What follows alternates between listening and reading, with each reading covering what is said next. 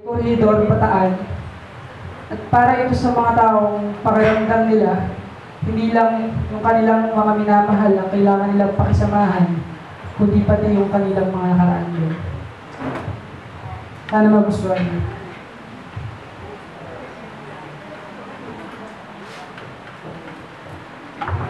Nagpunta akong mag-isa sa Bataan, inisa-isa ang mga marka ng marcha ng kamatayan, umakyat sa Samat, tinungo ang dambana ng Kagitingan, at doon, nakita ko, isang grupo ng mga Hapon nang namamasyal at ako lang ang nag-iisang Pilipino.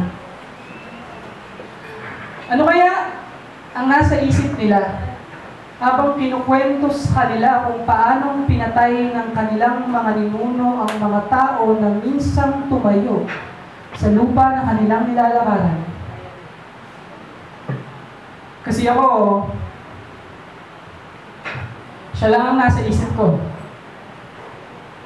Nasa isip ko kung gaano karaming beses nang natisod ang dila ko sa mga kadena at lubid na naiwan niyang nakabuhol sa mga labi ng taong mahal ko. Iniisip ko kung gaano karaming beses nang nasalubsob ang mga kamay ko sa mga bubog na naiwan niyang nakakalat sa puso nito.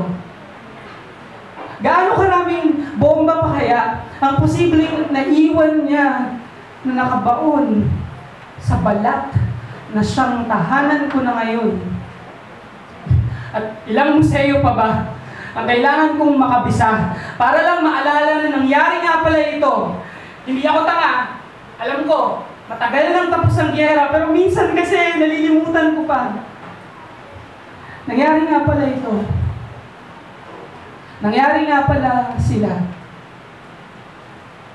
Sa koridor, isang grupo ng magkakaibigan ang nakasabay kong maglibot sa mga natitira nitong pader at sa mga bato na nakahandong sa isa sa sahig na akala mo ba doon talaga sila nabibilang, kahit alam naman nating lahat na minsan silang itinakda upang magsilbing panangga. Napakahilig nating bumisita at magpabalik-balik sa mga pruweba ng minsan nating pagkawasak.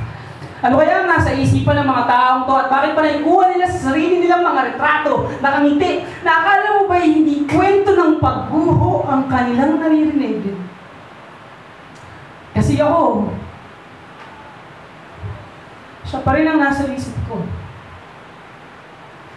Na hindi ako ang unang dumaong sa kanyang dibdib.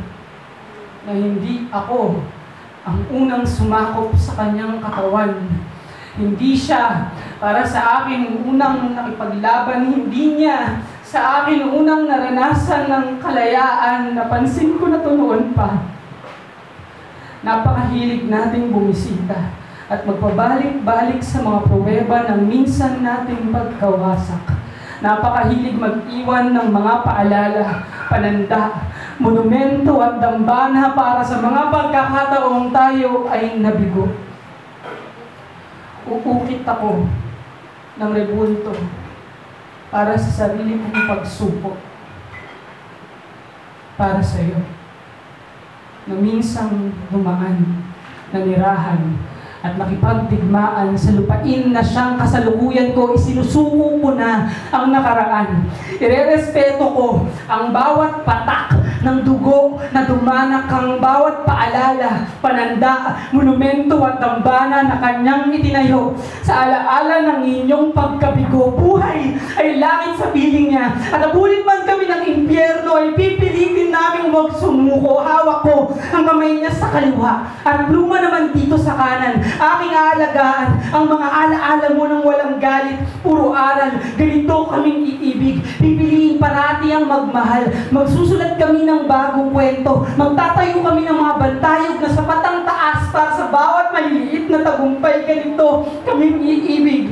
Pipiliin parati ang magmahal nang sa ganon, kung balang araw ay may pumasyal sa aming kasaysayan at bumisita sa aming dambana o guho, nakatitiyak ako kung meron mang pumasyal sa aming dambana o guho, nakatitiyak akong pinili naming magmahal at hindi kami nabigo.